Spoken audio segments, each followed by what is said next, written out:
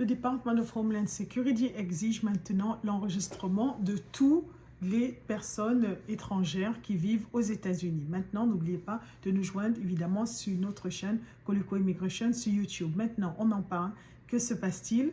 Mais pour ceux d'entre vous qui se retrouvent sur le territoire américain et qui avaient plus de 14 ans et qui avaient l'intention de résider aux États-Unis pour plus de 30 jours, ben maintenant, il y a une obligation de vous inscrire auprès des services d'immigration, USCIS, justement, à déposer un mémo sur son site. Donc ça rentre en vigueur le 25, donc c'est entré en vigueur hier. Maintenant, quels sont ceux qui doivent s'enregistrer? Ceux qui doivent s'enregistrer, c'est évidemment qui ne sont pas encore dans le système.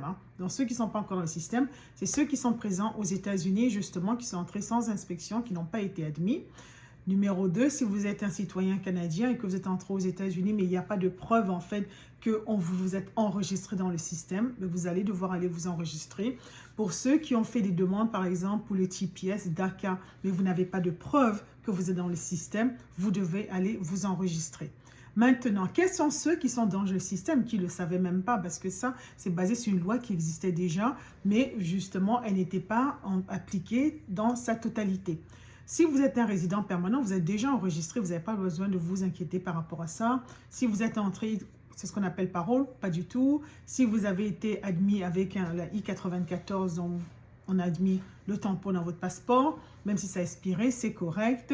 Si vous êtes présent justement et qu'on vous a donné un visa à l'entrée, c'est correct. Si vous êtes en procédure de déportation, vous n'avez pas besoin de vous enregistrer. Si vous avez fait une demande pour devenir résident permanent, ça, vous n'avez pas besoin d'enregistrer. Et puis, si vous avez ce qu'on appelle les Crossing Border Crossing Card, ça, c'est entre les gens qui sont entre soit le Canada et les États-Unis ou le Mexique et les États-Unis.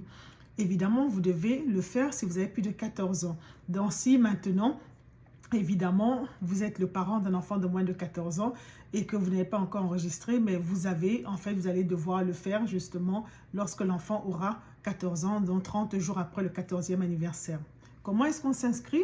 On va sur le site de USCIS, on crée son compte USCIS Online Account et là, maintenant, on s'inscrit.